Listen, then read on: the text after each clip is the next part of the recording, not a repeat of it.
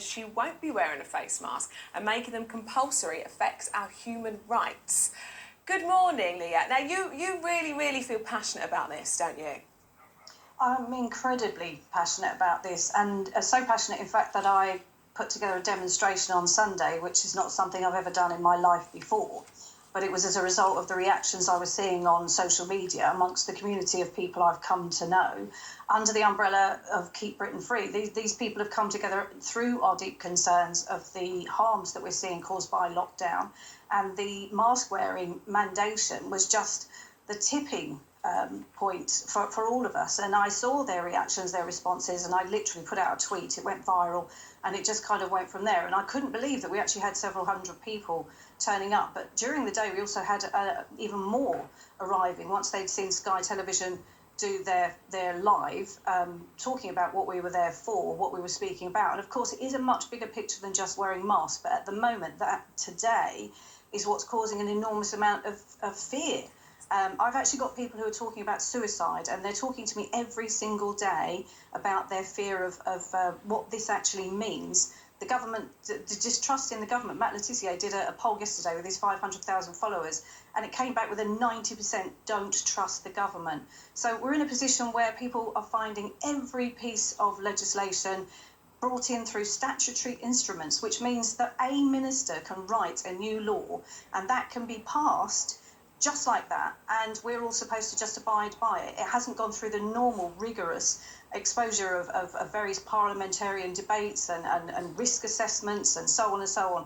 It's literally just a minister writing this, and we're supposed to be stuck with this for 12 months. And we're looking at the fact that the disease just isn't present in the community at the moment. There's a lot of virologists, there's a lot of epidemiologists, there's a lot of immunologists who are talking about that, but they're not being given a voice in the mainstream media. So that's also very worrying, because when you're seeing all of these things coming together, and I'm hearing from so many people who are, Leah, what do I do? What do I do? What do I do? And we actually do have, under Keep Britain Free, a lawyer. That's Claire Wills Harrison. She works for the elderly. In fact, she's been championing trying to protect the elderly. And she has so much evidence now of the devastation of what's been going on in care homes. But coming back to the mask, my fear is that, and you probably have seen this piece of news, that apparently Cressida Dick, the chief of police, in a very authoritarian position, has actually encouraged the public to use shaming tactics against those not wearing masks. And yet we all know that if you're not wearing a mask, you're not to be challenged, because that's immediately discrimination and illegal, therefore. So we don't know what's troubling that person. And if I may, I'd like to give you a bit of an example, because one of the things that I've heard quite a few people suggest is if it saves one person. Well, let me tell you a little story. Jacob, 22 years of age, is autistic, high-functioning autism. So that means, to all intents and purposes, he looks like a normal chap.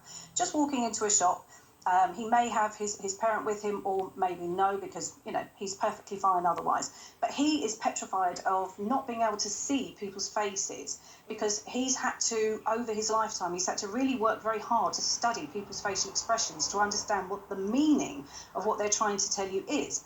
So he's 22 years of age, he's not a child, he's not immediately going to strike you as someone who would have a very obvious disability.